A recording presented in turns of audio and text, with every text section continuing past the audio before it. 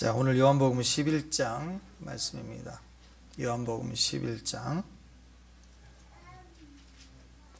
32절, 35절까지 한 절씩 쭉 읽으십시다. 네 구절입니다. 다 같이 읽습니다. 시작. 마리아가 예수 계신 곳에 가서 배웠고 그 발 앞에 엎드려 이르되 주께서 여기 계셨더라면 내 오라비가 죽지 아니하였겠나이다 하더라.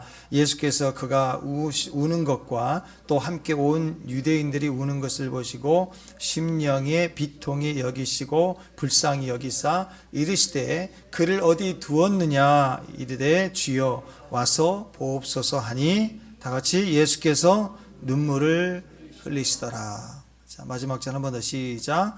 예수께서 눈물을 흘리시더라. 자, 요한복음 11장은 죽은 나사로가 다시 살아나는 장면입니다. 그 앞부분에, 우리 11장 앞부분에는 그 나사로가 죽었다. 그리고 마르다가 예수님을 만난 반응이 있죠. 그리고 오늘 말씀에는 마리아와 예수님의 반응입니다. 마리아와 예수님의 반응. 마리아는 순종, 예수님은 사랑. 자, 순종과 사랑이 만났어요. 기적이 일어납니다. 우리의 태도가 어떤가? 우리 마리아의 태도, 순종, 그렇죠? 자, 그래서 기적을 보는 사람들의 태도 세 가지를 오늘 나누기를 원하는데, 첫 번째 마리아의 반응입니다. 마리아는 즉각적으로 순종을 합니다. 마르다가 가만히 동생 마리아에게 가서 이야기를 하죠. 예수님이 너를 부른다. 그랬더니 듣고 급히 일어나 갔다 그랬어요. 듣자마자 즉시로 순종했습니다. 지체 없는 순종. 이게 마리아였다. 마리아의 영성입니다. 머뭇거리지 않고 즉시 순종하는 거, 지체 없이 순종하는 거, 이게 되게 중요하다는 것입니다. 마리아, 또 언니 마르다, 또 나사로, 이게 세 남매죠. 특별히 예수님이 사랑한 가족과 같은 그런 지체들 아닙니까? 이 세 사람이요, 참 특이합니다. 나사로는 성경에 별로 그렇게 기적을 봤지만 크게 설명이 잘 안 나와 있습니다. 그냥 오빠예요. 근데 특기는 맨날 아파 있어요. 뭐 아픈 거밖에 안 나왔어요. 특기가 아픈 나사로인데, 그러니까 살고 싶겠죠? 그래서 나 살고 싶어. 나사로예요, 나사로. 기억하기 쉽죠? 예. 그래서 나중에 부활합니다. 나사로. 그래서 살았어요.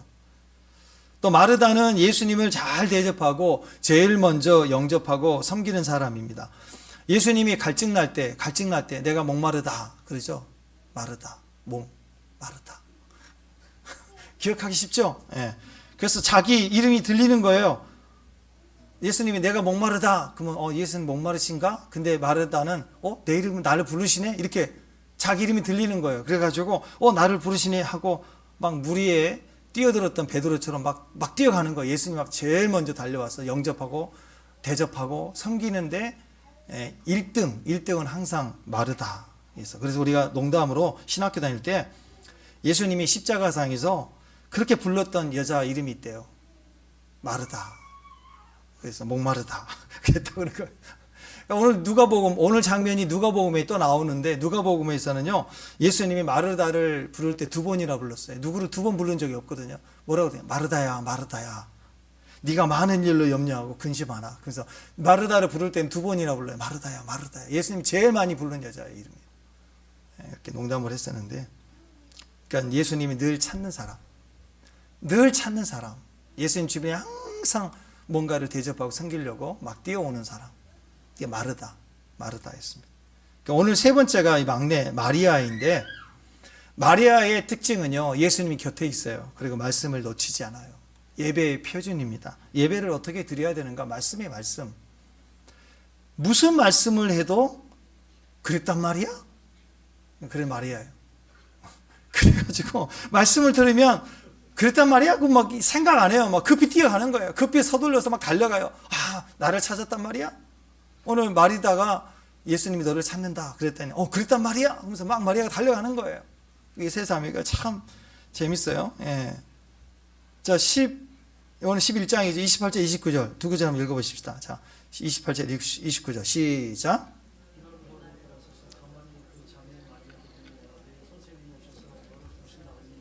마리아가 이 말을 듣고 급히 일어나 예수께 나아가매. 그냥 달려가는 거예요. 주님이 너를 부르신다 듣자마자 급히 일어나 나아갔다. 이게 순종입니다. 즉시 순종이었습니다. 여러분, 이렇게 지체 없는 거, 뭔가 생각하지 않고 말하면 바로 움직이는 사람, 이게 순종인데, 이게 즉각적 순종이에요. 순종을 하는데 생각해보고 기도해보고 이것도 안 되면 또 등 떠밀려야 되지, 이렇게 내가 한번 해주고는 그게 순종이라고 얘기하는 뭐 그런 스타일이 아니라, 마리아의 스타일은 그냥 순종인 거예요. 말씀하시면 그냥 즉각 움직이는 거예요. 갈등이 없습니다. 그래서 우리가 이렇게 지체 없는 순종, 즉각적인 순종을 할 때는 일단 제일 먼저 갈등이 없어요. 우리가 어떤 일을 하면서 자꾸 갈등하는 이유 뭐예요? 맨날 미적대니까. 생각하니까 갈등하는 거예요. 생각하니까 갈등해요. 자, 두 번째, 지체 없이 막 순종하잖아요. 우리가 지체 없이 막 순종을 하면 만남의 축복이 있습니다. 제일 먼저 만나는 사람이 돼요. 사도행전 8장에 보면 에디오피아 내시가 빌립을 만나는 장면이 나오거든요. 에디오피아 내시가 광야 길을 내려가는 속도하고 빌립이 하나님 광야로 몰아가시니까 광야로 내려가는 속도가 다른데 즉각적으로 순종하니까 맞아떨어지는 거예요. 요즘 전쟁에 미사일 날아가니까 미사일이 가서 탁 맞히잖아요. 이게 속도가 안 맞으면 어떻게 되겠어요? 네? 막 수억 원짜리 미사일인데 막 헷갈려. 이렇게 가고 그럼 어떻게 되겠어요? 정확해야죠. 그죠? 이 시간차가 맞아야 되는 겁니다. 하나님이 정확한 타임으로 부르실 때 즉각 순종하니까 바로 거기에 맞아 떨어지는 거예요. 정확히 만나지더라. 하나님이 빌립에게 말씀했어요. 그때 빌립이 즉시 순종하니까 만남의 축복이 일어났습니다. 만약 미적거리고 있었다면, 내가 사마리아 상에 큰 부흥이 일어나서 막 지금 엄청난 주위 백성들이 돌아오고 있는데 주님 빌립에게 너 즉시 광야로 가라 그럴 때 조금 미적거렸어요. 하루라도 미적거렸으면, 하루의 시간은 엄청 긴 시간입니다. 에디오피아 내시가 지나간 다음에 뭐만 남아요? 타이밍을 놓치면 그냥 마차 바퀴 자국만 보고 오는 거죠. 안 그래요? 타이밍이 정말 중요해요. 그래서 즉각 순종할 때 그때 만나지는 거예요. 즉각 순종한 사람에게 이상하게 만남이 있어요. 예언적 만남이 있어요. 예언적 만남이 있다고. 아는 사람만 만나는 게 아니라 예언적 만남이 있어요. 또 지체 없이 순종하면 시험이 없습니다. 우리가 순종을 잘 하지 못하는 이유가 뭐냐? 자꾸 내가 주인이라고 생각해. 내가 주권을 가지고 있다고 생각합니다. 내가 한번 판단해 보겠다는 거예요. 일단 들어보고 일리가 있으면 그때 내가 움직이겠다. 그런 생각을 가지고 있다라는 거예요. 그러니까 말씀이 항상 주인인데 말씀이 주인이 아니라 내가 그 말씀 위에 있는 거예요. 나에게 하시는 말씀도 내가 이익이 되고 나의 생각과 판단에 설득이 돼야 내가 움직여 주겠다라는 의도예요. 그래서 말씀을 해도, 말씀을 읽어도 성경에 분명히 말씀이 있는데도 안 움직이는 거예요. 말씀이 판단하는 게 아니라 들어보고 내가 판단을 하겠다. 그러니까 맨날 인생이 늘 빼기 믿음이에요. 빼기 인생, 빼기 믿음. 하나님 말씀해 주시면 온전한 100%의 믿음과 역사를 기름 부음으로 주시는데 말씀을 듣고 내가 10% 빼고 20% 빼고 그 다음날 한 30% 빼고 한 60% 빼고 한 10% 남았는데 할까 말까. 9대 1인데 그래서 빠지고 안 해버리고 제끼고. 그 인생이 하나님 말씀도 들어오면 자꾸 빼기 인생이에요. 그러니까 인생에 좋은 제안이 있고 누군가 섬기려고 해줘도 자꾸 빼는 거예요. 자꾸 싫어, 안 해. 그러다가 자기 고집대로 가다가 아무것도 안 되는 거 허당이 돼버리는 거예요. 하나님 말씀이 있으면 내 생각이 있어요. 그게 옳을 수도 있고 틀릴 수도 있죠. 그렇지만 어차피 100이라는 100점짜리 인생에 내 생각이 아무리 똑똑해봐야 한 3% 4% 되겠어요? 그러면 아인슈타인 되는 건데. 그러니까 우리는 0.00 저는 0.00%밖에 옳은 게 없을 거예요. 근데 그걸로 무슨 하나님을 빼요. 근데 하나님은 100%니까 하나님 말씀하실 때 일단 생각 말고 아멘하고 즉각 순종하면 100점 0.000 얼마 되겠죠. 다 이익이 되는 거예요. 더하기 인생이 되는 거예요. 말씀이 들리면 순종하지 못하고 빼버리면 인생이 맨날 빠지는 거예요. 그러니까 내 인생의 말씀에 대한 순종한 만큼 나는 내 인생에 더하기가 되는 거예요. 더하기. 덧셈 되시길 바랍니다. 아멘. 어떤 사람은 원조된 자가 나중되고 나중된 자가 먼저 돼버리네. 곱셈 인생, 곱셈. 어떤 사람은 정점에서 다 이룬 것처럼 보이는데 어느 날 나누기 인생이야. 빵이 돼버렸어. 나누기 0 했더니 빵 돼버렸다고. 빼기가 아니라 빵점 되더라. 여러분, 순종해 낸 그 말씀만큼 내가 넓어지는 거예요. 내가 더 깊어지는 거예요. 내 인생이 빨리 가는 거예요. 내가 노져서 가는 게 아니고 바람이 불어서 배를 몰아가실 때 더 빨리 가는 거라고. 근데 여러분, 순종은 모든 걸 다 빠르게 만들어 갑니다. 할렐루야. 나는 부지런히 늦게 가고 있는 것 같은데 빨리 간다고. 제가 저번에 말씀드렸죠. 한 110km 날아가는 파리. 얘기했죠. 파리가 110km 날라요? 날라요. 날라. 나른다고. 네.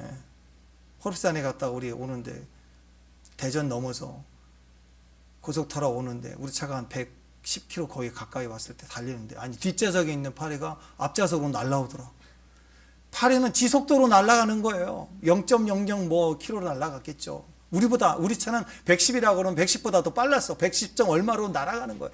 자기는 지속도지만 타고 있으니까 모르겠지만 순간이동, 공간이동이 막 일어나는 거예요.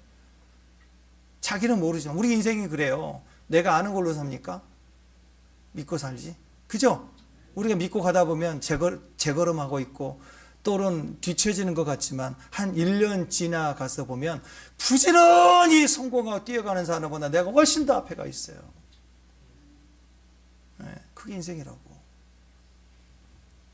그래서 여러분, 순종해낸 만큼 그만큼 넓어지고 깊어지고 빨라진다는 거 기억하시길 바랍니다. 말씀이 오면 지체하지 마세요. 즉각 순종하는 사람이 축복입니다. 순종하는 믿음의 정도 되시기를 주님의 이름으로 축원합니다.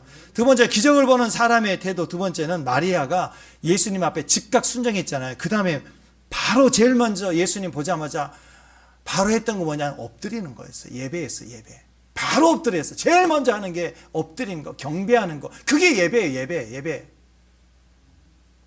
32절 읽습니다. 32절 시작. 마리아가 예수 계신 곳에 가서 배웠고 그 발 아래 엎드려 이르되 주께서 여기 계셨더라면 내 오라비가 죽지 아니하였겠나이다 하더라. 그 발 앞에 엎드려.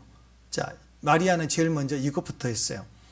자, 앞부분에서 마르다는 이 마르다가 한 얘기 똑같이 했어요. 마르다도 똑같이 얘기했어요. 주께서 여기 계셨더라면 내 오라비가 죽지 아니하였었겠나이다. 마르다도 이 얘기를 했거든요. 근데 달라요. 뭐가 달라요? 마르다는 말부터 했어요. 근데 마리아는 엎드려 경배부터 했다고. 이게 달라요. 그러니까 그 다음 말은 뉘앙스가 달라지는 거예요. 태도가 차이가 납니다. 순서가 되게 중요한 거예요. 어떤 사람은 부정적인 것부터 맨날 얘기하는 사람이 있고 나중에 좀 미안하니까 조금 긍정적인 얘기도 하고, 어떤 사람은 긍정적인 얘기를 먼저 하는 사람이 있고 부정적인 것 살짝 감추거나 또는 작게 얘기하고, 이런 부분들이 있죠. 순서가 굉장히 믿음의 삶에 중요합니다. 말부터 무엇이든지 어떤 일을 할 때 말부터 하면요 별로 그 뒤끝이 별로 좋지는 않아요. 제일 먼저 경배부터 하라는 거예요. 주님 앞에 와서 예배부터 하고 그 다음에 간구하고. 그렇죠? 시골에 가서 오래간만에 부모님 뵌다고 제일 먼저 인사부터 해야 되는 거 아니에요? 오자마자 가방 던지면서 밥 해줘. 뭐 식모예요 엄마가? 그건 친밀함을 넘어서 점점 내가 성숙하지 못한 사람이 되는 거죠. 그렇지 않겠어요? 가까운 사람이 얼마나 존중해요? 얼마나 귀합니까? 그죠? 우리 나이 들수록 깨닫는 건 가까운 가족이 소중하다. 네. 함부로 해도 되는 사람이 아니에요. 여러분 주변에 우리 가족은 존중해야 돼요. 제일 먼저 뭐 해야 돼요? 안부 전해야 돼요. 인사해야죠. 엎드리는 거예요. 예수님 앞에. 제일 먼저 예배하는 거. 이것은 오늘 우리가 마리아로부터 배워야 합니다. 제일 먼저 예배하는 거. 찬양 열심히 잘해요. 노래를 잘합니다. 목청이 좋습니다. 고음이 3옥타브까지 나와요. 근데 예배가 없는 찬양이에요. 예배가 없는 찬양. 그럼 딴따라지 뭐. 먼저 예배하고 그 난 다음에 찬미하고 그래야 찬양에 힘이 있다라는 거예요. 예배가 없는 기도 엄청 기도 잘해요. 목이 늘 쉬어 있고 기도 한번 시작하면 한 3시간 아다다다다 해요. 근데 그 사람의 삶에 예배가 없어요. 그래서 여러분 기도원 같은 데가 보면 요즘에는 많이 죽었지만 예전에 기도원 가면 얼마나 밤새도록 기도하고 얼마나 많이 기도를 했어요. 근데 그 기도원의 신앙 자체가 기도만 하고 있으면요, 예배가 없이 기도만 하는 곳은요 오래 못 가요. 비나이다 산신령 기도하고 뭐가 달라요? 네? 무당이나 이런 사람들은 뭐 100일 기도한다고 산속에 그 겨울에도 가서 목욕 제기하고 하고 막 그런 거 하잖아요. 그런 열심과 정성은 못 따라가죠. 우리가 뭐가 없어요? 하나님 없어요. 예배가 없는 거예요. 내 소음만 가득 차 있는 거. 마찬가지입니다. 예배 없어요. 예배할 때는 빠져요. 봉사할 때는 나타나요. 섬기는 데만 이상하게 섬기는 데만 해. 겉으로는 좋아, 인기가 있고, 근데 예배 자리는 빠져요. 이건 힘이 없어요. 그 헌신에 힘이 없어요. 그렇게 가다 보면 주방이 전쟁터입니다. 주방에서 맨날 싸우는 거예요. 시험 들고. 오늘 마리아를 보십시오. 마르다하고 똑같은 말을 했지만 순서가 달라지니까 태도가 다른 거고, 태도가 다르니까 뉘앙스가 다르는 거예요. 21절 한번 읽어봅시다. 21절. 자, 시작. 마르다가 예수께 여짜오되 주께서 여기 계셨더라면 네 오라비가 죽지 아니하였겠나이다. 마르다도 그랬어요. 제일 먼저 예수님 보자마자 달려와서 하는 얘기가 예수님 계셨다면 오빠는 안 죽었다. 그 얘기를 합니다. 근데 이걸 잘못 들으면 핑계, 예수님 왜 안 오냐고, 왜 늦었냐고. 조금 강하게 얘기하면 예수님 때문이라고. 뭐 이렇게 표현이 될 수도 있는 오해가 있다라는 거예요. 똑같은 말을 했는데 마리아는 엎드려 경배했어요. 예배했다는 거예요. 그리고 나서 예수님이 계셨다라면 좋았을 뻔했습니다 하고 이렇게 얘기하는 거, 그건 기도가 되는 거고 간구가 되는 거예요. 예배 이후에 그 이야기는 예수님께 간구하고 기도하고 의뢰하는 그런 뉘앙스를 가지게 됩니다. 똑같은 이야기인데 오늘 마리아, 다시 32절. 마리아는 어떤 마음인가 보세요. 시작. 마리아가 예수 계신 곳에 가서 배웠고 그 발 아래 엎드려 이르되 주께서 여기 계셨더라면 내 오라비가 죽지 아니하였겠나요. 똑같은 말인데 완전히 다른 뉘앙스를 가지는 거예요. 중심이 달랐다는 거, 차이가 있습니다. 우리 삶에 똑같은 원리가 적용이 되죠. 예배 드리고 난 다음에는 모든 게 다 은혜예요. 다 은혜예요. 기대가 되고 조금 부정적인 소리들은 다 기도가 돼서 올라가요. 예. 근데 예배 드리고 난 다음에 하는 모든 것들은 이렇게 가치가 있는데, 그래서 예배가 중요합니다. 모든 것의 시작이 예배예요. 그래서 세상은 일주일 동안 일하고 마지막 주일날, 휴일날 쉰다 그런 개념이지만 우리 기독교는 제일 먼저 시작이 주일이죠. 시작이 주일이고 예배를 드리고 그 다음에 월요일부터 일을 하는 거예요. 월요일부터 시작이 아니라 주일부터가 시작인 거예요. 모든 것이 시작은 예배라는 것입니다. 여러분, 예배가 없으면 다 나의 일이, 내 일이, 내 일. 내가 해야 돼요. 사업도 내가 해야 돼요. 사업도 예배를 드리고 나서 시작을 해야 그게 주의 일이 돼요. 주님의 사업이 되는 거예요. 근데 예배가 없다는 것은 내가 하겠다는 건 내 사업이에요. 내가 뛰어야 돼요. 내가 일해야 돼요. 그래서 우리 모든 것의 시작이 예배인 거예요. 주일도 예배, 이사도 예배, 사업도 예배, 공부도 예배. 제일 먼저 시작은 예배 첫 단추부터 우리가 꿰야 되는 것입니다. 예배가 빠지고 열심만 있으면요, 그게 종교가 돼요. 그래서 우리가 어디서 놓쳤는가를 생각해 보세요. 꾸준히 세상으로는 주일도 시간을 경쟁에서 밀려나잖아요. 이 시간에 일하러 가는 사람이 있지만 우리는 예배를 드린다 그러면 경쟁에서 밀린 거잖아요. 손해보는 것처럼 느껴지잖아요. 그런데 아니라니까요. 예배 없이 뛰는 거 결국 한 방에 훅 가고요. 남는 거 없어요. 다. 예배 드리면서 손해 보는 것 같아도, 늦게 가는 거북이 같아도 결과적으로는 주님이 도와주십니다. 내가 뛰는 거하고 주님이 도와주시는 거하고 뭐가 더 크겠습니까? 그래서 예배 드려야 돼. 예배 없이 죽으라 뛰면 망해요. 언제 죽으라고 뛰면서 일하래요. 먹고 사는 일에 죽으라고 뛰는 데가 어디가 있어요. 흐름을 타고 가야죠. 흐름을. 네. 그래서 모든 게 시작이 예배인 거예요. 예배 놓치면 오래 못 가요. 금방 무너집니다. 건강부터 무너지고요. 이상하게 관계 꼬이고 깨지고 터지고 그래요. 그래서 여러분, 항상 내가 한 게 아니고, 그리고 예배가 우리를 이끌어가는 것입니다. 주님이 하시도록 하는 거예요. 축복합니다. 그리고 혹시 내가 열심히 해서 이 결과가 좋으면, 자, 그거 하나님이 하신 거예요, 내가 한 거예요? 그 내가 있다고 생각하는 거예요. 그러니까 뭐가 들어가? 이제 교만이 들어가는 거죠. 이생의 자랑이 들어가죠. 그래서 손에 쥐면 쥘수록 또 결과는 부딪히고 마이너스가 되고, 그리고 자꾸 분열이 일어나기 시작하는 거예요. 예배는 더 멀어지는 거고. 아, 예배 제껴도 내내. 그랬을 때 일어나는 모든 결과는 그 이후로는 큰일 난 일이 생기게 되는 거겠죠. 자, 이스라엘 백성들은 광야 이동할 때 제일 먼저 제일 앞에 뭐가 있었어요? 법궤가 있었어요. 전쟁에 나갈 때 신무기, 첨단 무기 가지고 가는 게 아니라 제일 먼저 뭘 가지고 나갔어요? 이스라엘 백성들 법궤를 메고 갔어요. 예배가 먼저입니다. 예배가 맨 앞에 나서야 됩니다. 예배자가 되는 것이 인생의 첫 번째 비전이에요. 그 모든 것은 이제 예수의 이름으로, 은혜의 힘으로 다 승리하며 가는 것입니다. 그래서 지금도 우리 삶의 예배가 제일 중요합니다. 여러분, 예배 놓치면 안 돼요. 제일 먼저 엎드리는 것이 필요해요. 제일 먼저. 하나님 앞에 오면 제일 먼저 예배하는 게 첫 번째입니다. 그 다음에 봉사, 그 다음에 기도, 그 다음에 섬김, 뭐 그런 거예요. 이 원리가 들어가야 우리가 나중에 가정에서도 또 다른 사람의 관계에 있어도 제일 먼저 하나님 앞에 엎드리고 기도하는 것부터 하고, 그 다음에 사업도 하고, 그 다음에 공부도 하고 그런 거 아니겠습니까? 그런 의미에서 조금 더 깊숙하게 얘기를 한다 그러면, 그래서 새벽이 중요한 거예요. 하루의 시작이 새벽입니다. 새벽 기도가 중요합니다. 오늘 하루가 예배의 힘으로, 새벽의 힘, 기도의 힘으로 승리하겠다. 그게 선포되는 게 새벽 기도예요. 그거 제치고 제껴버리고 죽어라고 내가 열심히 뛰는 거, 나중에 가면 이렇게 세상 살기가 힘드는구나. 그리고 뭐가 잘 되면 내가 이루었구나. 이렇게 하면서 결과적으로 무너지는 것입니다. 예배 드려야 돼요. 모든 것의 시작, 첫 번째는 하나님 앞에 엎드리는 것입니다. 예배라는 것은 마리아 삶의 그 자체였습니다. 보자마자 바로 즉각적으로 엎드리는 거. 그 예배 정신, 예배 마음이 오늘 저와 여러분에게 충만히 있었으면 좋겠습니다. 할렐루야. 예배는 하나님이 받으시죠.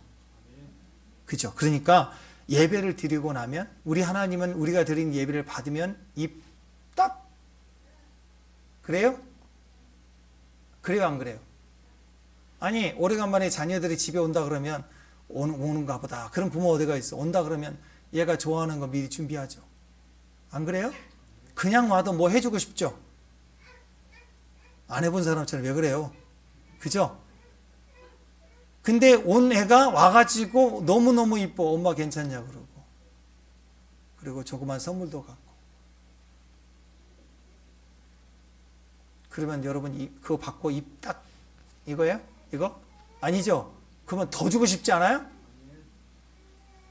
하나님은 예배를 드리면 하나님 다 받으세요. 예배를 받으시는 것은 그분의 만족과 기쁨이에요. 그러면 우리에게 하나님이 절대로 빈손으로 안 보내시는 거예요. 성경에 제일 귀신 충만했던 사람 중에 하나가 헤롯이잖아요. 헤롯. 근데 세례요한 죽이려고 억지로 딸 춤추게 해갖고, 네가 원하는 거 내가 기쁘게 했으니까 들어줄게, 뭐든지 얘기해봐. 그럼 강남 빌딩 하나 주세요. 그럼 그래, 그것도. 근데 세례요한의 목을 달라고 그러니까 근심하죠. 왜?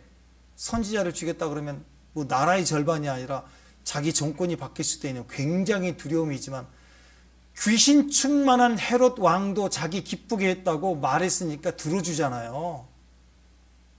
그런데 의로우신 하나님께서 하나님을 기뻐하고 예배하는, 진짜 예배를 드리는 귀한 종들을 향해서 하나님 입 닫고 가만히 계실 것 같아요. 하나님은 절대로 빈손으로 보내지 않으십니다. 예배자에겐 반드시 보상을 줘요.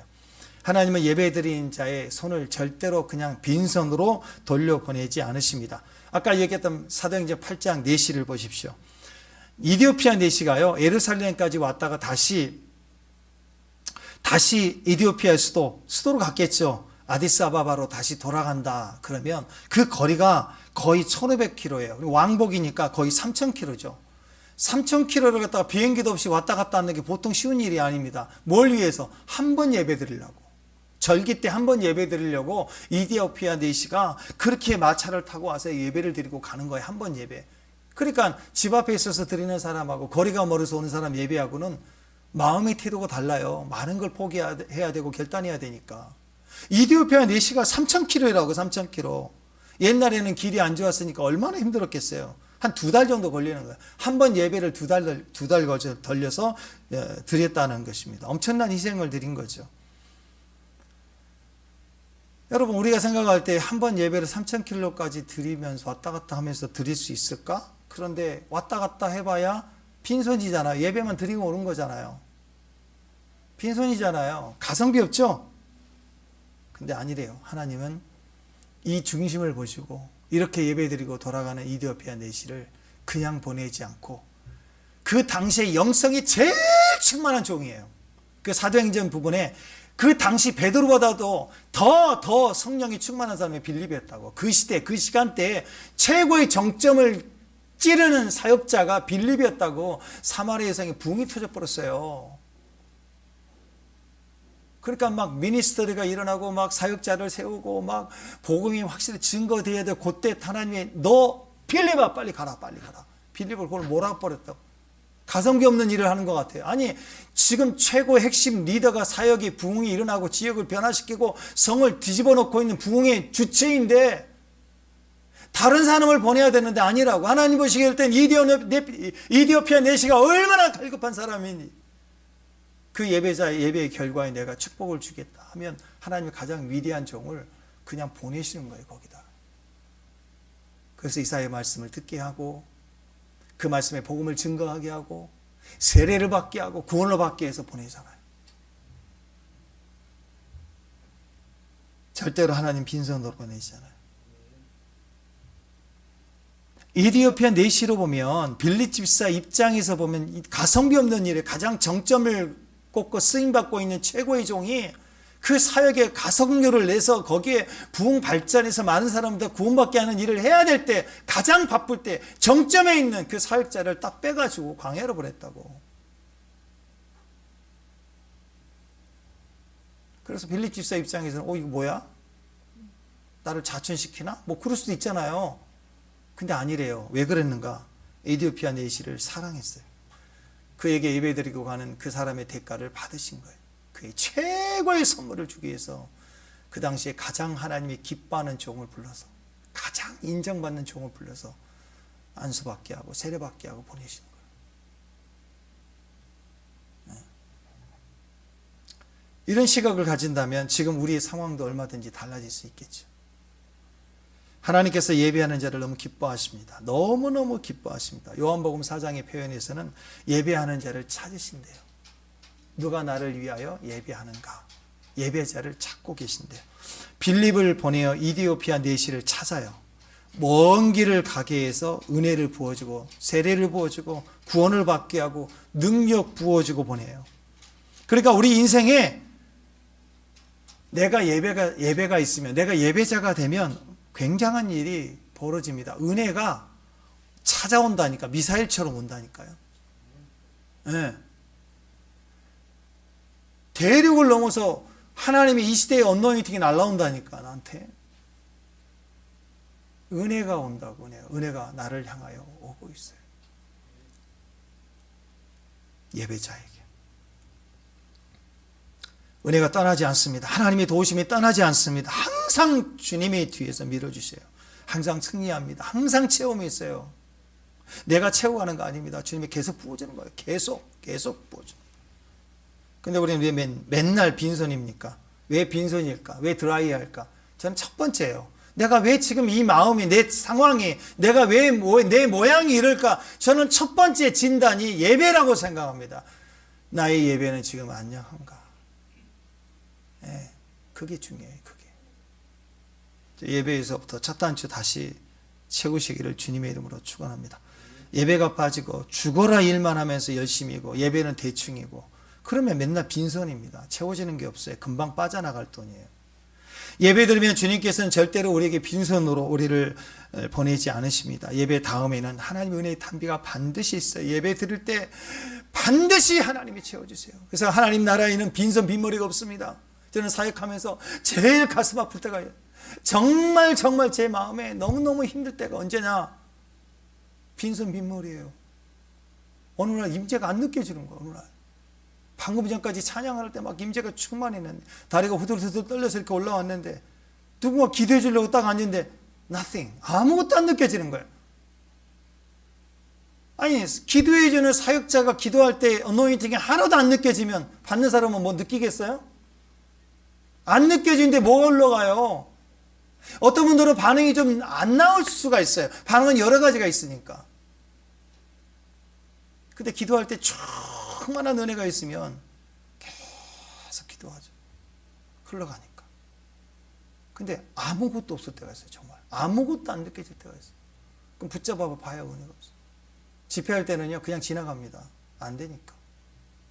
근데 우리 성도는 그렇게 붙잡고, 그리고 목사가 계속 붙들고 있으면 기도받는 사람이 냉랭해도 목사님 불쌍해가지고 그래도 좀 미안해 할 줄 알면 그 미안해 할 줄 하는 마음이 생길 때 기름 부음 들어갈까 봐 계속 기다리고 있는 거예요. 우리 성도라든지 그러고 있죠. 사역할 때는 그냥 지나가요. 툭 치고 아니면 딱 가버리고, 그 다음 사람 손대면 확 임하고. 그래서 성령의 교통함인 거예요. 임재가 있다고요. 은혜가 첫 번째예요. 빈손 빈머리가 제일 두려운 거예요. 예배가 성숙해 가면 우리 성도들 가운데 그런 분들이 있어요. 교회에 오기 전에 벌써 느껴요. 예배가 시작하기 전에 느낀다고. 대충 무슨 말인지 알겠죠? 임재가 느껴진다고. 예배를 드리며 찬양하며 말씀 드리면서 느껴지는 분도 있지만, 기도 받을 때 느껴질 수도 있지만, 어떤 분들은 예배 드릴 때 이미 그걸 내 어깨에 법궤를 메고 오는 거라고, 교회 안에. 그래서 교통함이 있어요.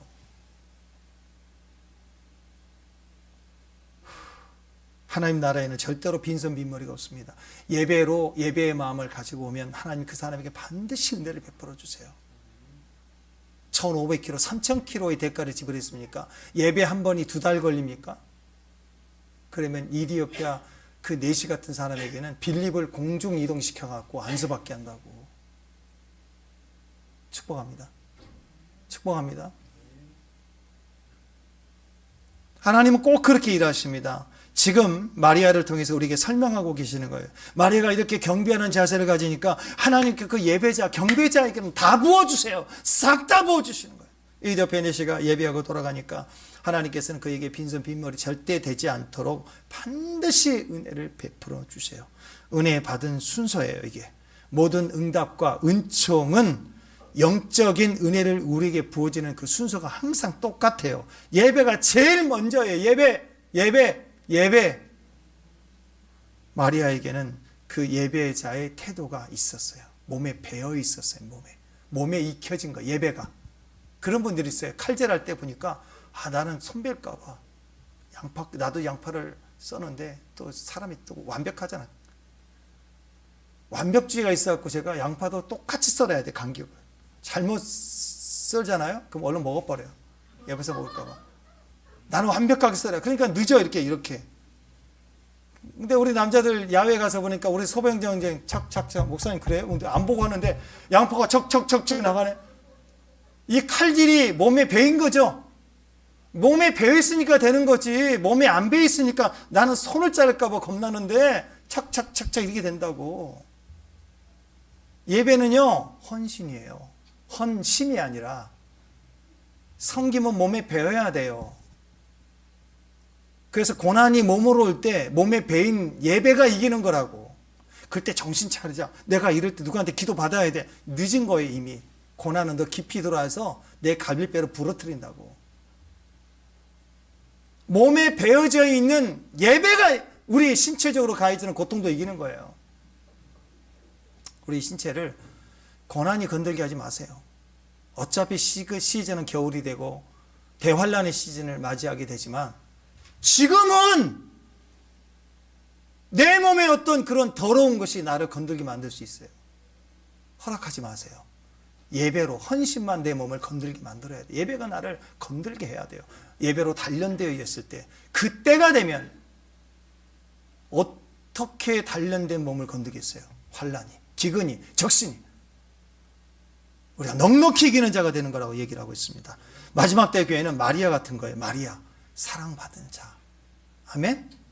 마리아.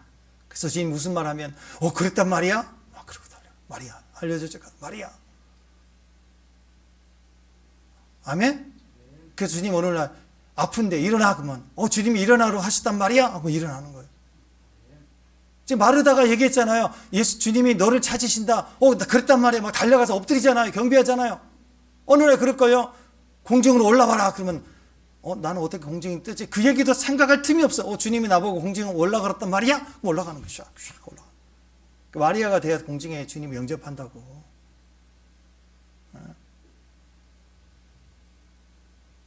적그리스도 그러니까 안티 마리아 해갖고 나보고 하라고 그랬단 말이야. 그래가지고 반대로 행하고 그러면 올라가지 못해요. 주님 부르실 때. 정말 준비해야죠. 세 번째, 기적을 보는 사람 세 번째, 오늘 예수님의 태도로 봅시다. 예수님 눈물이에요. 눈물. 기적을 보는 사람, 기적 앞에 있는 사인이 뭐냐면 눈물입니다. 눈물.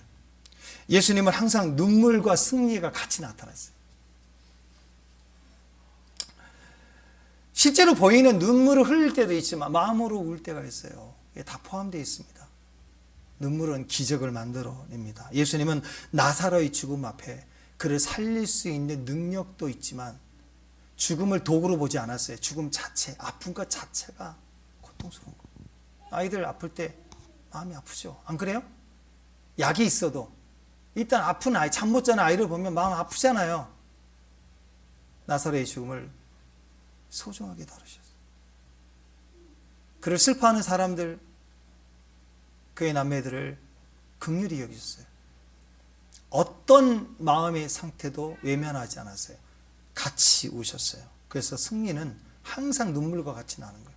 눈물 없이 행위와 기능으로만 이기는 건 승리 아니에요. 그거 승리가 아니라 기능이라고. 기능, 테크닉, 귀하게 여기지 않는 테크닉만 말하는 거. 신앙은 그런 게 절대 아닙니다. 성경에서 제일 짧은 구절 중에 하나예요. 오늘 말씀이 35절. 제일 짧은 구절. 시작. 예수께서 눈물을 흘리시더라. 우리말로는 길죠. 근데 한글 성경에는 예수께서 눈물을 흘리시더라 이렇게 나와 있는데 원문도 그렇고 영어 성경을 보면 단순합니다. Jesus wept. 예수님 울다. 이거 너무 단순해. 예수님 우시다. 근데 우리는 멋있게 표현하려고 눈물을 흘리시다다 이렇게 표현했는데 아니에요. 그냥 좀 줄였으면 좋겠어요. 예수님이 우시다. 거기 막 느껴지는 거예요. 사랑이. 고상하게 예수께서 눈물을 흘리시다라가 아니라 그냥 울다예요. 짧은데 강력한 메시지예요. 예수님이 우시다. Jesus wept. 왜 우셨어요? 왜? 사랑하니까. 사랑하니까 우셨어요. 그게 나사로예요. 나사로를 사랑했대요. 진짜 눈물은요. 진짜 눈물은 분해서 우는 거 아니에요. 힘들어서 우는 게 아니라고. 진짜 눈물은 사랑해서 우는 거예요. 그래서 진짜 사랑해서 우는 사람 됐으면 좋겠어요. 우리 교회는 이 두 가지가 있어야 된다고 생각합니다. 눈물이 있어야 되고 불이 있어야 돼요. 불이 사랑이거든요. 이번 4월 5일 날, 한 달 뒤에 4월 5일 날 부활절인데 하나님 앞에 우리가 기도하는 교회, 그런 교회로 섰으면 좋겠어요. 그 교회의 모습이 뭐냐? 하나님, 우리 교회에 한량없는 눈물을 주시옵소서. 눈물. 그리고 불을 주시옵소서.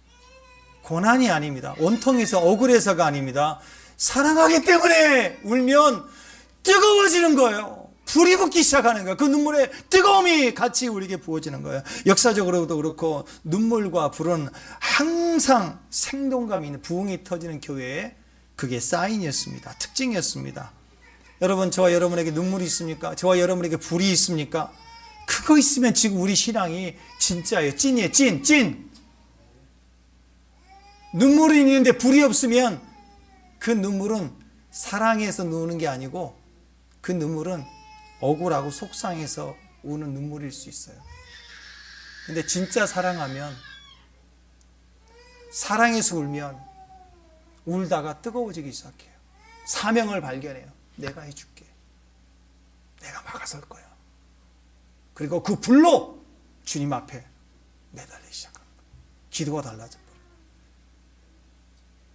그래서 여러분, 눈물과 불은 같이 가는 겁니다. 예수님이 우셨다. 재밌습니다. 이게 있으면요, 우는데 뜨거워요. 저는 이 장면의 성경이 아주 단순하게 얘기했습니다. Jesus wept. 주님이 우셨다. 그리고 마침표인데 공백이 있어요. 근데 그 공백이 뭐냐? 너무 사랑해서 우시는데 갑자기 주님 안에서 막 불이 올라오기 시작해요. 그 다음은 안 나와 있지만 I will! 내가 하리라. 그 나사로 이름을 부르고 이렇게 세운 거예요. 사망아! 네가 쏘는 것이 어디냐? 사망아! 네가 이기는 것이 어디냐? 우리 같으면 사람이 내게 어찌하랴? 주님의 사랑 때문에 울면 우리 안에 불이 떨어지고, 불이 떨어지면 의인은 사자같이 담대요. 우리 안에 없었던 믿음이 올라와요. 그 믿음이 우리를 말하게 하면 승리하게 되고 돌파가 되기 시작하고 대적이 무너지기 시작하는 일들이 일어나는 거예요. 진짜 눈물은요, 분해서 우는 거 아니에요. 사랑해서 우는 겁니다. 그래서 예수님이 우시는데 뜨거워요. 예수님이 우셨다. 사랑했다. 그러니까 사랑은 뜨거운 거예요. 사랑해서 우는 자는 뜨겁습니다. 어떤 협박에도 어떤 두려움에도 가만히 있지를 않아요. 뜨거워지기 시작하는 거예요. 예수님 초상화 많은 그림들을 우리가 보고 영화로도 보지만 멋진 그림들 되게 많아요. 무리를 걸으시는 예수님, 제자를 사랑하시는, 또 작년에 챗GPT로 마리다 마리아 얘기를 몇 번, 4장 4번을 주문을 했더니 나오는 장면마다 다 의미 있게 하더라고요. 마리아 중심으로 보여줘봐, 마르다 중심으로 그려줘봐 했더니 얘가 잘 성경을 해석해서 그림을 그려주는데 너무 재밌는 거예요. 근데 어제 문득 제가 생각할 때 예수님이 이렇게 멋진 모습들은 참 많으신데 우셔서, 너무 우리를 사랑하시기 때문에 너무너무 우셔서 눈이 퉁퉁 부어서 눈물을 흘리시는 그 예수님의 모습은 제가 성화 그림을 한 번도 본 적이 없었던 것 같아요. 그래서 눈이 충혈되고 눈이 부고 너무너무 우리를 사랑하셔서 우리의 죽음 앞에, 절망 앞에 우시는 예수님은 어땠을까? 어제 재미나이에게 얘 한번 그려줘 그랬더니 이렇게 그려줬어요. 파란 눈의 뒤에 무덤에, 내가 이 무덤 안에 죽은 나사로인데 주님은 오셔서 우시더라고요. 제일 먼저 그분은 나를 향하여 이 상황에 우시더라고. 우셨어요. 왜? 사랑하니까. 그냥 능력의 기능이면 우셔요? 기타 빨리 기타 나와, 그냥 이럴 거 아니에요. 능력만 주면. 근데 주님은 제일 먼저 오셨어요. 왜? 마리아는 예수님을 보자마자 엎드렸습니다. 우리가 마르다 같을 때는 그렇죠. 마르다 같을 때는 그냥 우리 애들처럼 아빠 이거 해줘, 엄마 누가 나 때려, 오자마자 그것부터 하는데 마리아는 오자마자 경배부터 했어요. 그 고통의 상황에, 억울함에, 속상함, 슬픔의 상황에 예수님께 경배. 예수님도 오시자마자 능력이 있지만 먼저 우시더라. 예수님 우셨다. 지금도 우리 생각했으면 좋겠어요. 예수님 지금도 우리 교회 안에서 우셔요. 저와 여러분 가정에서 우셔요. 우리의 순간순간 상황에 주님은 우세요. 왜 우세요? 사랑하니까. 진짜 사랑입니다. 예수님 우셨어요. 그게 예수님입니다. 예수님은 그래서 항상 사랑입니다. 사랑하면, 여러분, 사랑하면 고통스럽습니다. 그게 맞아요. 나 때문에 너무 아픈 사랑, 나 때문에 너무 아픈 사랑이 있다면 그건 진짜일 가능성이 높아요. 진짜는 아파요. 진짜 사랑은 늘 아프게 되어 있습니다. 어떤 분들은 아플까봐 사랑을 안 하겠대요. 한번 사랑에 뒤었대요. 그래서 또 아플까봐 싫대요. 나는 사랑을 못할 것 같대요. 그러면 절대 못해요. 사랑에는 한계가 없어요. 그죠? 사랑에 한계 있어요? 한계가 없어요. 근데 내가 한번 뒤어서 힘들었어, 안 하겠대. 그러면 그 사람에게는 사랑의 한계를 자기가 정해버려요. 그런 두려움을 가지고 난 사랑을 못해요. 그만큼 사랑은 진짜예요. 진짜 아파요. 사랑은 아프기 때문에 힘든 거예요. 그래서 그런 마음이 드는 게 맞아요. 진짜 사랑은 아파요. 사랑하는데 한 번도 아프지 않다. 사랑 아닐 수 있어요. 이익이에요. 욕심일 수 있어요. 물어볼게요. 여러분 아프십니까? 여러분 생각해보세요. 아프지 않아요?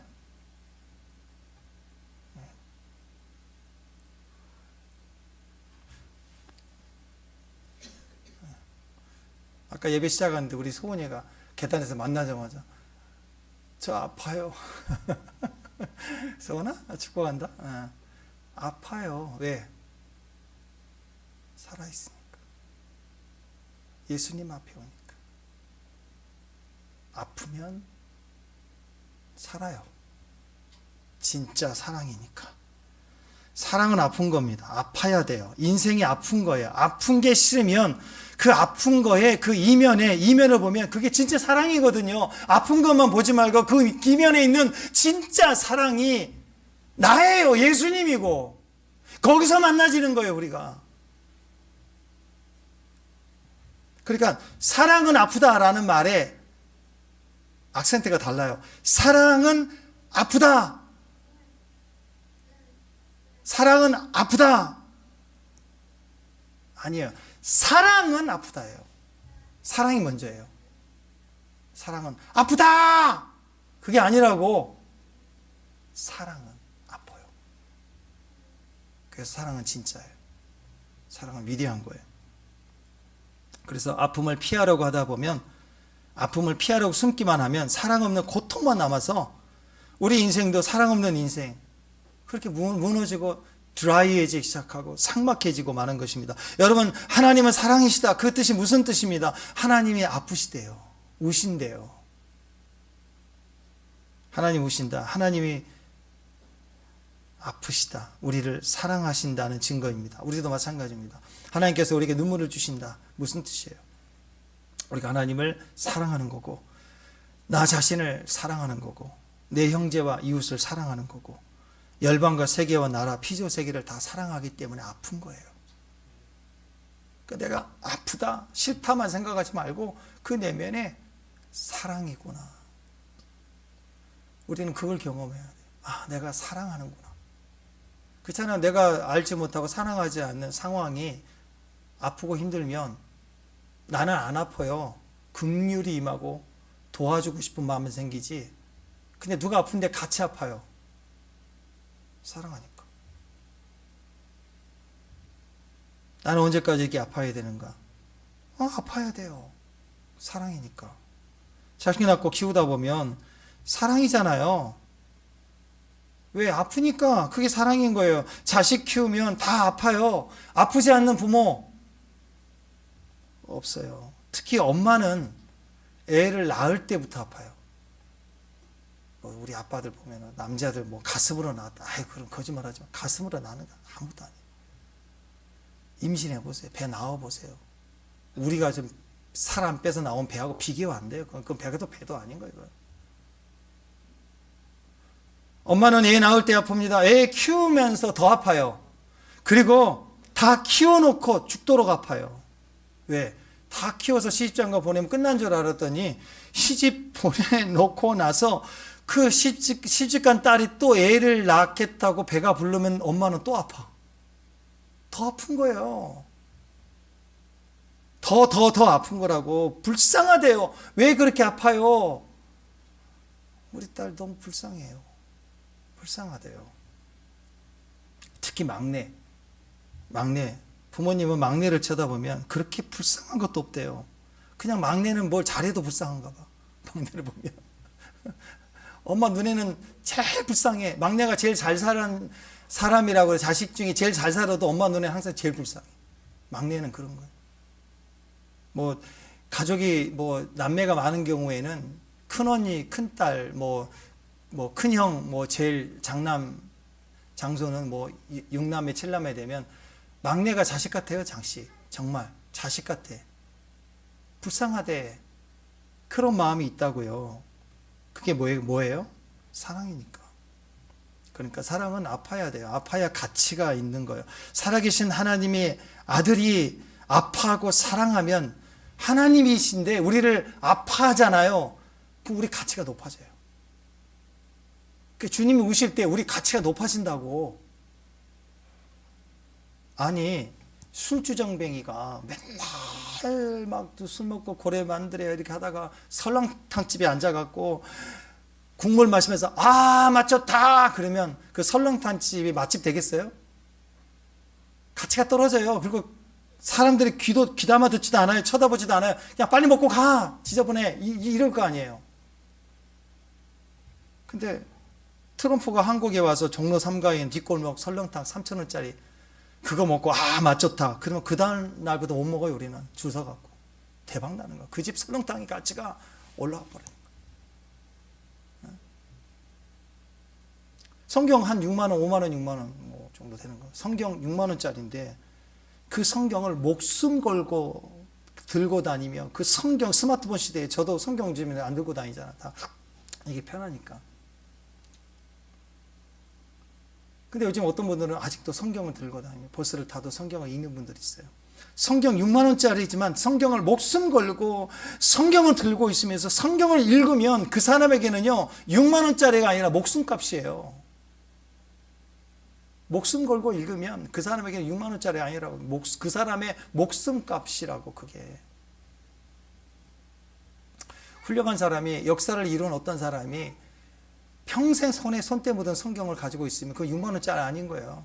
돈으로 살 수 없는 값어치가 돼서 에브라함 링컨관 가면 그 성경 구절 펴지는 거 보세요. 돈을 주고 살 수 있겠어요? 우리나라의 어떤 부자가 이거 내가 우리 집에다 모시고 싶다 경매에 붙여서 이렇게 돈을 팔라 그러면 팔겠어요? 가치가 올라가는 거라고. 위대한 사람이 울고 소중하게 여기고 그걸 가치를 인정하면 그만큼의 가치가 높아지는 거예요. 에브라함 링컨이 그 성경을 보면서 얼마나 울었겠어요? 얼마나 붙들었겠어요? 얼마나 두려울 때마다 그 말씀을 읽었겠어요? 그러니까 그 성경의 가치가 돈으로 살 수 없을 만큼의 가치를 가지는 거라고. 예수님이 죽을 만큼 자기 목숨을 내놓고 우리를 붙들고 우시고 계세요. 우리는 세상에 우리에게 마귀가 값어치를 매기는 20원짜리 30원짜리가 아니라고. 세상 가보세요. 부딪혀 보세요. 이상한 사람들이 와가지고 막 10원짜리 20원짜리 막 그러잖아요. 우리 그 사람들은 아니에요. 위대하신 하나님의 생명을 내놓고 우리를 붙드시고 우실 만큼 우리는 가치 있는 사람이라고. 존중한 사람들입니다. 하나님께서 나를 위하여 사랑하시고 눈물을 흘리시기 때문에 내가 소중한 거예요. 여러분 정말 소중한 사람이에요. 나니까? 아니라니까요. 내가 나를 같이 매겨봐야 술지정으로 하는 거지 누가 인정해줘요? 그 어떤 권세보다 위대한 하나님이 나를 위해서 눈물을 흘리실 만큼 소중하게 여기시니까 내 가치가 높은 거라고. 그래서 여러분 거울 보면서 그냥 인간적인 소리 그런 거 하지 마세요. 주름이 더 들었네, 뭐 나는 여기가 안 좋은 것 같아, 맨날 그런 소리 하지 마세요. 우리의 가치는 상상할 수 없을 만큼 귀한 존재입니다.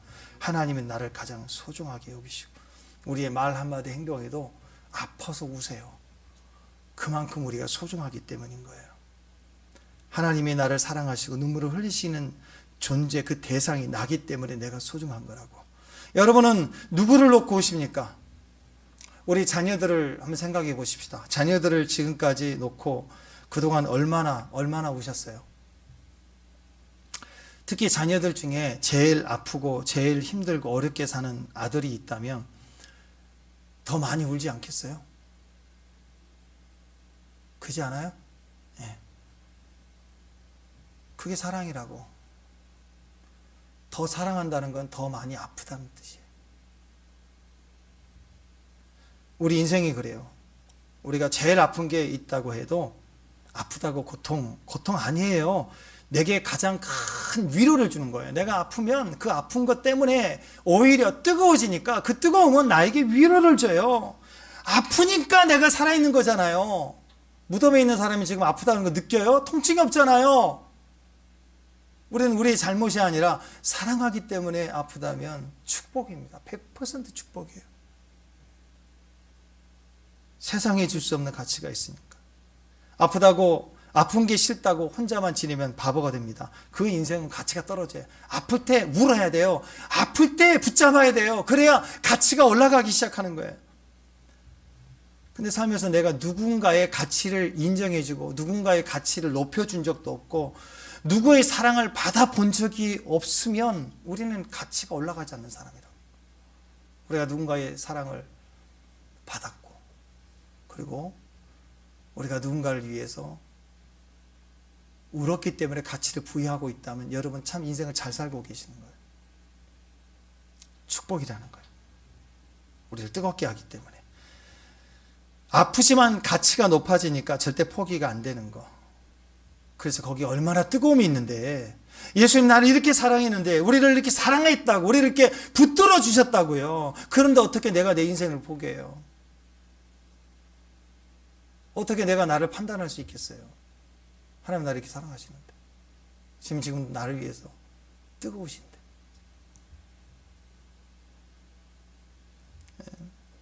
저는 그래요. 교회 왔는데 지금 교회를 얼마나 많이 다니는데 이제 교회 왔는데 아무 느낌도 없이 왔다 갔다 그냥 사람들 보면 희낙낙 웃긴 하고 교회 왔는데 어떤 기도 느낌이 뭔지는 잘 모르겠고 교회 왔는데 예배 냄새가 있어요. 예배 냄새 있죠?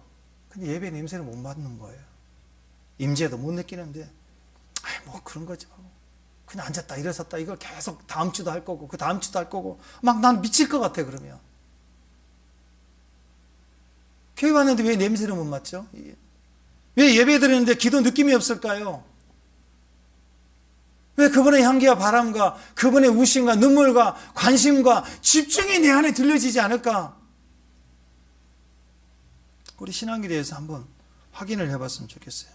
그래서 우리가 좀 이번에는 3월달에는 아팠으면 좋겠어요. 많이 아프고 많이 울고 예수님 때문에 실컷 주님 앞에 아프고 주님 때문에 울면요 우리 서로를 바라볼 때 가치를 인정하게 돼요. 서로의 소중함 응원해주고 도와주고 섬겨주고 누가 힘들면 같이 아파해주고 예수님 때문에 우리가 얻어지는 사랑이라고. 그게 임재의 냄새예요. 향기가 나는 거예요. 누군가 힘들면 그냥 같이 가서 울어주고 제발 좀 옳은 소리 또 지적하고 뭐 방법 찾아주고 그런 거 얘기하지 말고 그냥 고기 하나 사 먹고 같이 그리고 돌아오고 그게 축복이고 능력입니다. 함께 웃으며 또 기쁨이 있고 그러면 그게 성도예요. 그게 마지막 때를 이기는 전략이라고. 진짜 기쁨이라는 거예요. 그거 잊지 말라고요. 예수님 오시면 기적이 일어나니까 주님과 함께 우는 거예요. 그냥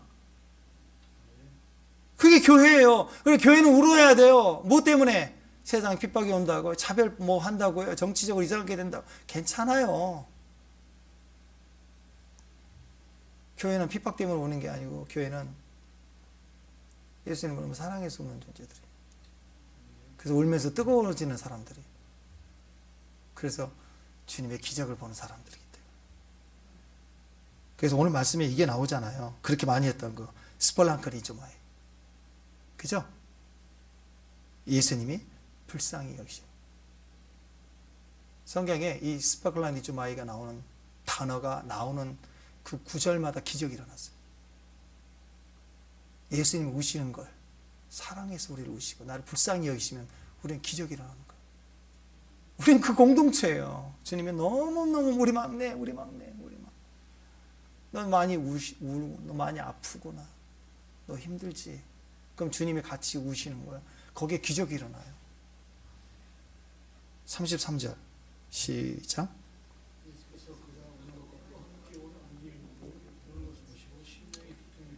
불쌍히 여기사. 예수님이 불쌍히 여기사. 스프랑크미조마에 기적이 나타납니다. 주님이 오시면 기적이 나타나요. 여러분이 기도할 때, 여러분이 잠을 잘 때 우리를 긍휼히 여기시는 하나님이 우리를 불쌍히 여기실 때 우리 그 사랑의 대상이라는 것은 세상이 줄 수 없는 가치가 있고 존귀함이 있습니다. 여러분 당연히 마땅히 축복받아야 돼요. 우리는 서로를 불쌍히 여기는 거예요. 그러면 예수님이 계시는 증거가 됩니다. 불쌍히 여기시는 예수님, 우리를 불쌍히 여기시면 기적이 일어납니다. 예수님이 우시면 주변에 있는 그 핍박자들, 그 맹숭맹숭했던 사람도 또 막 어메이징해, 깜 놀라는 거예요. 예수님이 얼마나 그를 사랑하게 여기는, 막 기가 차는 거, 우리를 핍박했던 사람이, 우리를 조롱했던 사람이. 한번 생각해 보세요.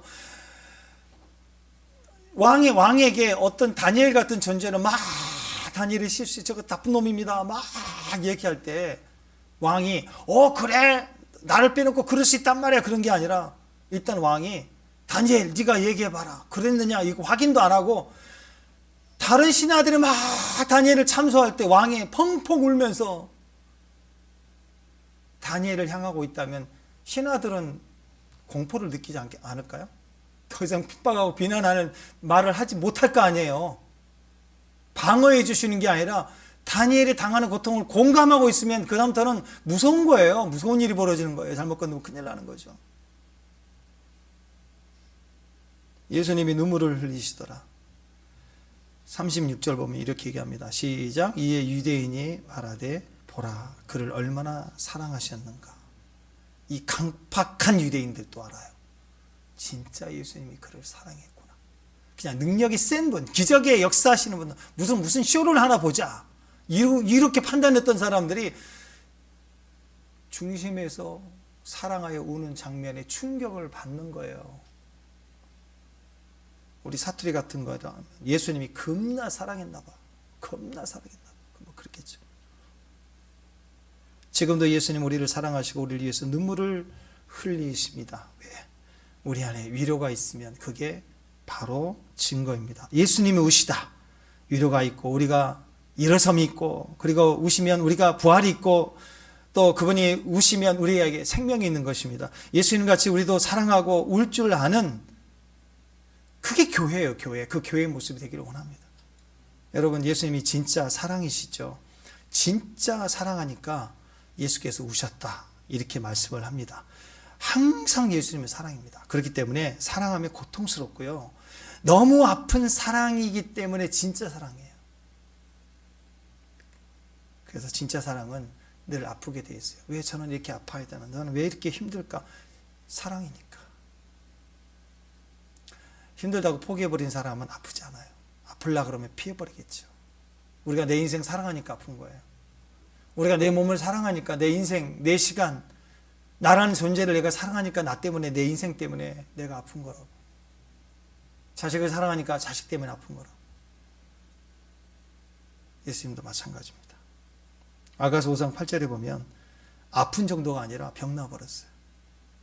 사랑함으로 병이 났대. 5장 8절 시작.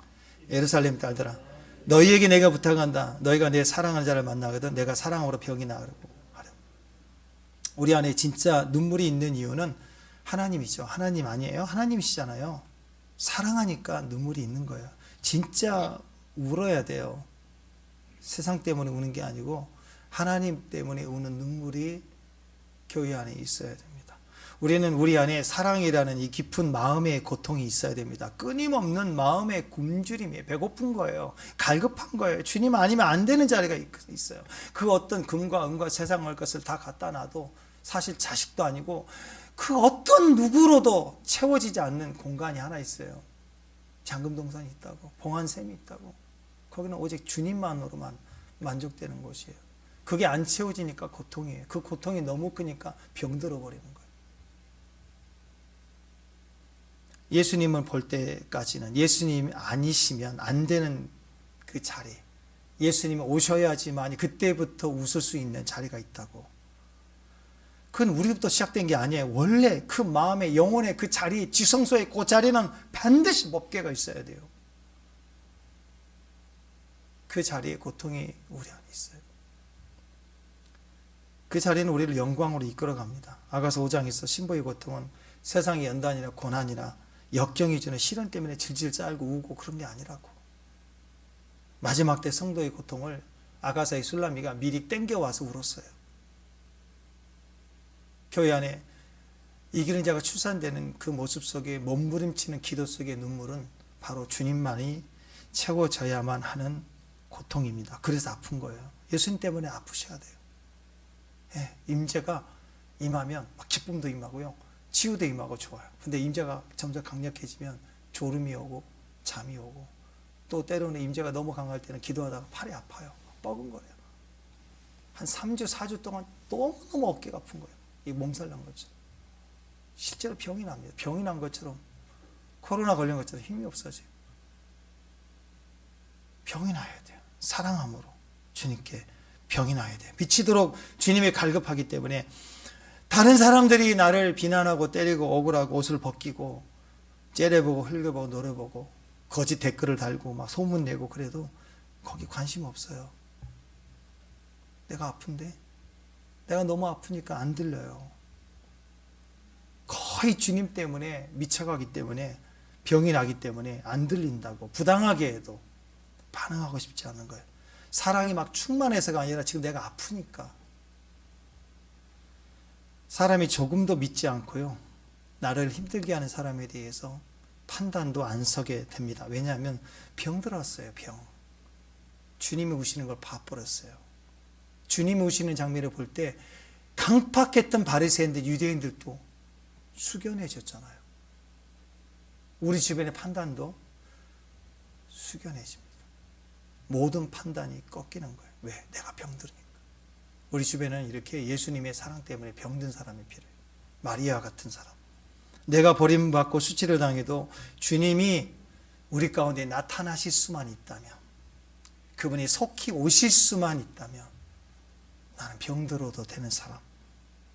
그런 주님의 눈물, 그 눈물 때문에 내가 오늘 또 가치를 느껴요. 세상에 어떤 딱지를 갖다 놔도 나는 그 값어치가 아니라는 걸 알기 때문에, 질병의 값어치, 세상의 돈, 명예 이런 걸로 나를 점수를 매겨도 나는 괜찮아요. 왜? 나는 예수님 자리를 알기 때문에, 주님의 가치를 가졌기 때문에 어떤 환난도, 어떤 전쟁, 어떤 상황도 나를 위해서 지금 울고 계시는 예수님의 모습으로 나는 병들 수 있기 때문에 축복합니다. 네. 그 깊은 사랑을 갈망하니까, 그 사랑 때문에 병이 나게 되는 사랑. 오늘 저와 여러분에게 그 기적의 그 바로 그 시점에 있는 우리 마음의 모습이라고 생각합니다. 주의 임재를 갈망하는 그 갈망함이, 주 곁에 있기를 사모하는 마음, 정말 예수님이 나를 사랑하는 그 자리에 응답할 수 있는 노래. 저는 저 여러분 안에 그 노래가 불려졌으면 좋겠습니다. 주 곁에 거하리, 주 품에 안기리, 예수 나를 사랑해,